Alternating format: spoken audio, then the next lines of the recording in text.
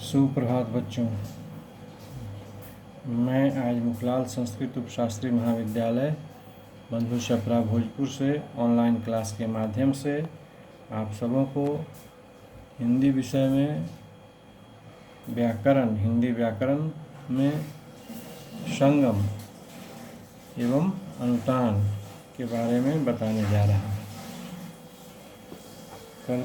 पिछले क्लास में हम लोग संयुक्ताक्षर का उच्चारण एवं बलाघात, जिसको कि हम लोग स्वराघात भी कहते हैं, उसके बारे में जानकारी प्राप्त की थी।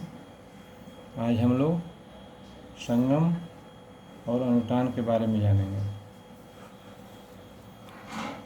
तो सबसे पहले संगम के बारे में हम लोग देखें। संगम को अंग्रेजी में हम लोग जंक्चर भी कहते हैं और हिंदी में संधि या संगम कहा जाता है। अंग्रेजी में हम लोग जंक्चर कहते हैं इसको और हिंदी में संधि या संगम कहा जाता है। किंतु जंक्चर के लिए संधि शब्द जो है हर जगह सर्वथा उपयुक्त नहीं है, क्योंकि व्याकरणिक प्रक्रिया में यह ध्वनियों के परस्पर सन्निकर्ष का परिचायक है। संगम को दूसरे शब्दों में योजक, मतलब कि जोड़ने वाला कह सकते हैं हम लोग। इसका नृत्य प्रति के व्यापार में हम लोग इस शब्द का प्रयोग करते हैं, किंतु शब्दों के उच्चारण क्रम में जो वक्ता होता है वह एक ध्वनि को समाप्त कर दूसरे ध्वनि का उच्चारण करता है। एक ध्वनि से दूसरी ध्वनि पर जो संक्रमण होता है वह भी दो प्रकार का होता है। कभी तो जो वक्ता होता है, बोलने वाला, वह निर्बाध रूप से बीच में किसी ध्वनि के व्यवधान के बिना दूसरी ध्वनि पर संक्रमण करता है, और कभी बीच में कुछ व्यवधान होता है। जैसे उदाहरण तुम्हारे, उदाहरण हम लोग लेंगे तुम्हारे।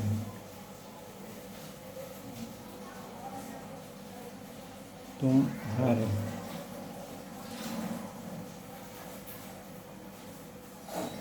तुम्हारे में इसका उच्चारण करेंगे हम, तुम्हारे का उच्चारण करेंगे तो इसमें म जो होगा, इसके पश्चात ह पर, इसके बाद ह पर आता है, इसके बाद में शीघ्र संक्रमण होता है। किंतु तुम, अगर तुम, किंतु तुम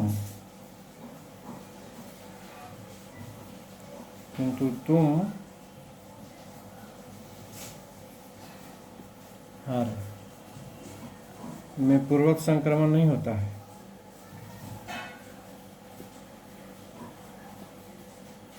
म और ह के बीच कुछ विराम, मतलब कि अवसान होता है। इसी विराम को हम लोग संगम कहते हैं। यह संगम सार्थक है, क्योंकि यदि ऐसा नहीं हो तो तुम हारे, ऐसा नहीं तो तुम हारे का अर्थ हो जाएगा, का अर्थ तुम्हारे हो जाएगा।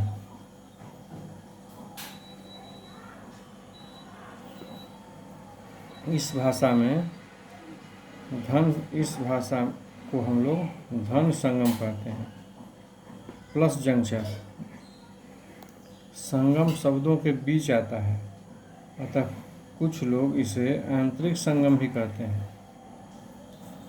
संगम का एक भेद रूपग्रामीय संगम, मॉर्फेमिक जंक्चर है। इसका एक भेद रूपग्रामीय संगम है, याद रखिएगा। जबकि दो रूपग्रामों के बीच आता है तब इसे रूपग्रामीय संगम कहते हैं। जैसे तुम्हारे में क्या, तुम जोड़ हारे। इसके अतिरिक्त अक्षरिक संगम भी होता है। जैसे नल की, इसमें क्या होगा, नल की, यह जो है अक्षरिक संगम है और यह जो है रूपग्रामीय संगम है।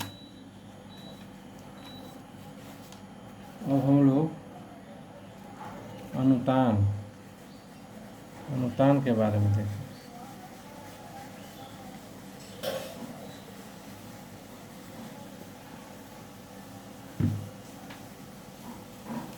अनुतान को हम लोग सुरलहर भी कहते हैं। अनुतान को हम लोग सुरलहर भी कहते हैं। सुरों के आरोह अवरोह क्रम को सुरलहर की संज्ञा दी गई है। व्याकरण में सुरों के आरोह अवरोह क्रम को सुरलहर की संज्ञा दी गई है।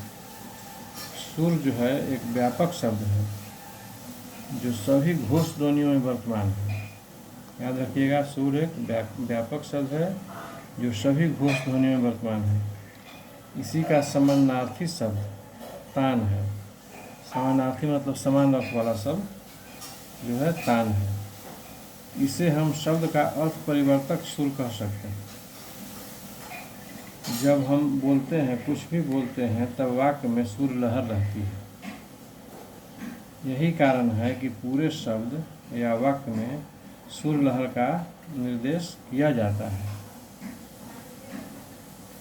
अनुतान वस्तुतः हम लोग उस सुर को कहते हैं जिसके कारण शब्द का अर्थ परिवर्तन हो जाता है या परिवर्तित हो जाता है।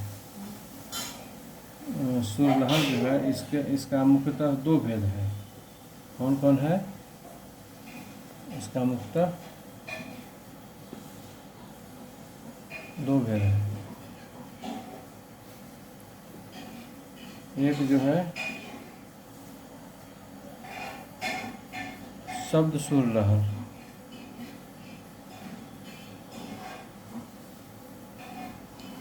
और दूसरा वाक्य सुर लहर।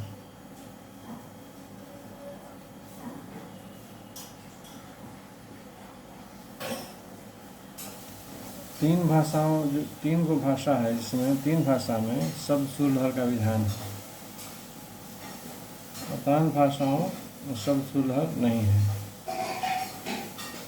इसमें वाक्य सुर लहर का विधान मिलता है, लेकिन कहीं कहीं शब्द में भी सुर लहर का प्रयोग हम लोग देखते हैं। जैसे अच्छा, जैसे अच्छा। अच्छा का उच्चारण ह्रस्व, दीर्घ तथा प्लुत के अनुसार करने से इसके तीन अर्थ निकलते हैं। क्या क्या? स्वीकृति, विरोध तथा प्रतिशोध तीनों होता है इससे। अच्छा से अच्छा का तीन गो निकलता है। इसका उच्चारण ह्रस्व, दीर्घ तथा प्लुत के अनुसार से होता है। अनुसार करने से इसका तीन अर्थ निकलता है। एक स्वीकृति, अच्छा माने स्वीकृति भी हुआ। दूसरा थोड़ा सा अच्छा, इसे कोई बोला तो हुआ विरोध और प्रतिशोध।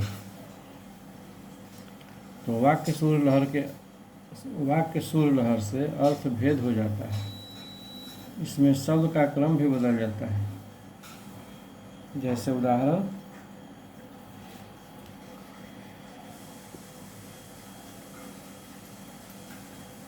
इसका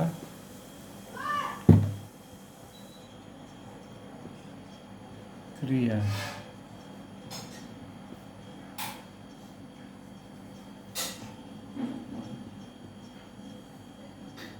कौन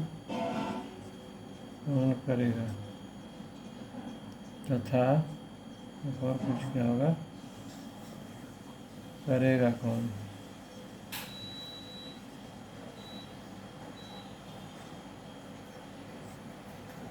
अच्छा, और विशेषण,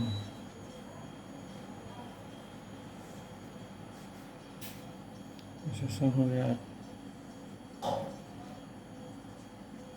अच्छे आदमी हैं। और हो गया आदमी अच्छे हैं। आदमी अच्छे हैं। अब कौन करेगा? कौन करेगा का अर्थ है कि कोई करेगा, किंतु करेगा कौन, इसका अर्थ हो जाएगा कि कोई नहीं करेगा। ध्यान दीजिएगा, एक क्रिया है कौन करेगा, तो कौन करेगा का अर्थ है कि कोई करेगा, किंतु करेगा कौन, मतलब इसका अर्थ हुआ कि कोई नहीं करेगा, अर्थात इससे निषेध अर्थ का बोध होता है। इसी प्रकार अच्छे आदमी हैं, इसका अर्थ है कि सामान्यतः भले हैं। अच्छे आदमी हैं का अर्थ है कि सामान्यतः भले हैं और आदमी अच्छे हैं, इसका अर्थ है कि बहुत सुंदर आदमी। तो इसमें विधेयता लक्षित होती है। तो आज हम लोग आज के क्लास में संगम और अनुतान के बारे में जानकारी प्राप्त किए। शेष अगले दिन अगला क्लास में कुछ और सब्जेक्ट के बारे में हम लोग जानकारी प्राप्त करेंगे। तब तक के लिए आप सभी बच्चों को शुभ दिन।